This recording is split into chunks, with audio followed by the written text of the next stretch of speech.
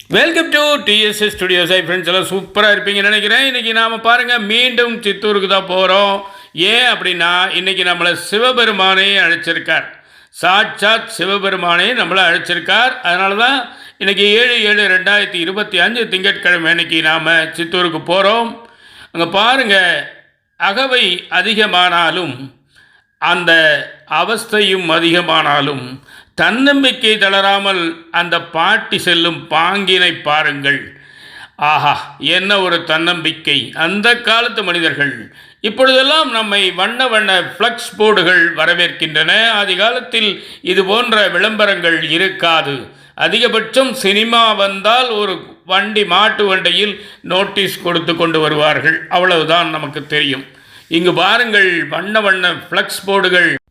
ஏகப்பட்ட இளைஞர்கள் தலையிட்டால் இந்த ஆண்டு மிகவும் துள்ளலாகவும் துடிப்பாகவும் இளமையாகவும் இருக்கிறது எல்லா நிகழ்ச்சிகளும். அங்கு பாருங்கள், அந்த கம்மாய் கரை சிவன் கோவில். என்ன அழகு, என்ன அழகு! பார்க்க பார்க்க பரவசமாக இருக்கிறது. ஆதிகாலத்து பெரியவர்கள் அந்த கோவில் வாசலில் அமர்ந்திருக்கும் காட்சி. இதோ மேடை, மாலையிலே அழகான நடனம் உள்ளது. மரங்கள், செடிகள், கொடிகள், மண்ணின் மைந்தர்கள் என்று அந்த இயற்கையை பார்க்க காண கண்கோடி வேண்டும். பாருங்கள், கம்மா கரை பர்மா பஜாரா, சைனா பஜாரா என்று சந்தேகப்படும் அளவிற்கு களை கட்டி உள்ளது பலவிதமான வண்ண கடைகளால். அந்த அம்மாவை பாருங்கள், அறிமுகப்படுத்தியதும் நான் விசாரிக்கிறேன். நல்லா இருக்கீங்களா? என்ன ஒரு பவ்யம்! எல்லாம் கிராமத்து பண்பாடு. இதோ பாருங்கள், கம்மாய்க்கரை களையிட்டு இருக்கிறது. 2 குழந்தைகள் அங்கே அருமையாக விளையாடி கொண்டிருக்கின்றன. வண்ண வண்ண உடைகள்.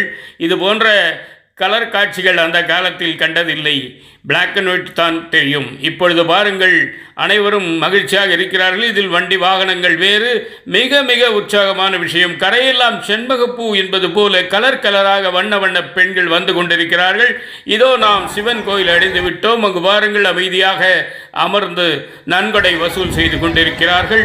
இங்கே மக்கள் ஆங்காங்கே கூடி மகிழ்ச்சியாக இருக்கிறார்கள். இதோ நம்மை ஆட்டி படைக்கும் அந்த நவ கிரகங்களின் ஒரு காட்சி பாருங்கள். அவர்கள் தான் நமது எஜமானர்கள் இந்த வாழ்க்கையிலே. இதோ ஓமகுண்டத்தை அடைந்து விட்டோம். யாகசாலையை பாருங்கள், என்ன ஒரு அழகாக! இப்பொழுதுதான் அனைத்தும் நடந்து முடிந்துள்ளன. கும்பாபிஷேகம் நடந்து சற்று நேரத்தில் ஜஸ்ட் பான் என்பது போல நாம் அங்கே சென்றிருக்கிறோம். இந்த காட்சிகளை கண்டு நமது ஆத்ம திருப்தியை நாம் ஏற்படுத்திக் கொள்வோம். இங்கு வாருங்கள், செல்போன் எடுக்கும் ஒரு சின்னஞ்சிறு அழகிய குடும்பம். அந்த குழந்தை நாக்கை நீட்டி கொண்டிருப்பது எவ்வளவு லட்சணமாக இருக்கிறது பாருங்கள். குழந்தையும் தெய்வமும் குணத்தால் ஒன்று என்று சும்மாவா சொன்னார்கள்? அந்த யாகசாலையை பாருங்கள், கொள்ளை அழகு! ஆஹா, இதை பார்த்தால் நாம் கடவுளை நேரில் பார்த்தது போல நமக்கு ஒரு உணர்வு. அருமையாக எல்லா ஏற்பாடுகளும் செய்துள்ளார்கள். நிர்வாகத்தார்களுக்கு பாராட்டு தெரிவித்தே ஆக வேண்டும். கொடிக்கம்பம், அதன் மீது எத்தனை அலங்காரம் பாருங்கள். அதை சுற்றி எத்தனை மனிதர்கள் பாருங்கள். இத்தனை மனிதர்களும் இந்த சிவன் கோயிலுக்கு ஏன் வந்திருக்கிறார்கள்? தென்னாடுடைய சிவனை போற்றி, எந்நாட்டவர்க்கும் இறைவா போற்றி என்ற அந்த ஒரே ஒரு நம்பிக்கை மட்டும்தான். கடவுள் என்பதே நம்பிக்கையின் அடிப்படையில் ஆனதுதான். 1000 பேர் 1000 சொன்னாலும் ஆண்டவன் இருப்பதை மறுப்பதற்கில்லை, மறுக்க முடியாது. அந்த நல்ல நம்பிக்கை தானே நம்மை பாதுகாக்கிறது, வாழ வைக்கிறது. எல்லாமே கடவுள் இல்லை என்றால் என்ன நடக்கும் சொல்லுங்கள்? ஆக இந்த அளவிலே இந்த நிகழ்ச்சிகள் அருமையாக நடைபெற்றன.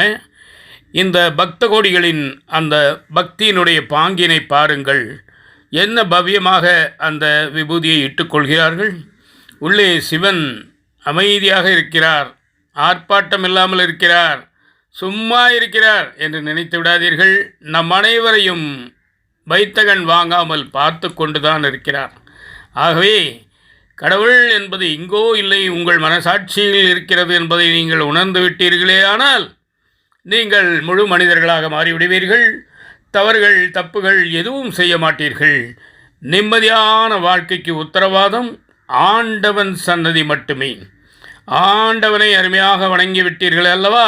இதோ பாருங்கள், அந்த பழைய நமது வீட்டில் உள்ளே என்ன நடைபெறுகிறது என்று பாருங்கள். நன்கு உற்று பாருங்கள், நன்றாக பாருங்கள்.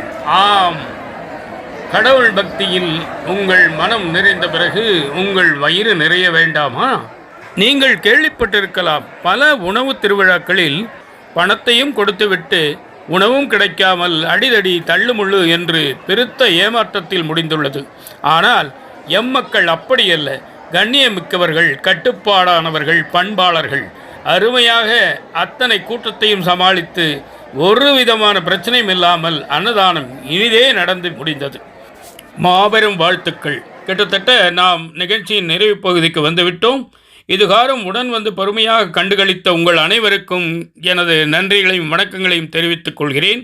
நிச்சயமாக இந்த விஷயம் உங்களுக்கு பிடித்திருக்கும் என்று நம்புகிறேன். உங்கள் கருத்துக்களை எதிர்பார்க்கிறேன். மீண்டும் அடுத்த எபிசோடில் சந்திப்போமா? அதுவரை உங்களிடம் வந்து விடைபெறுவது உங்கள் அன்பன் டி. சண்முக சுந்தரம், போத்தனூர், கோயம்புத்தூர். நன்றி, வணக்கம். தென்னாடுடைய சிவனையை போற்றி, எந்நாட்டவர்க்கும் இறைவா போற்றி, போற்றி போற்றி.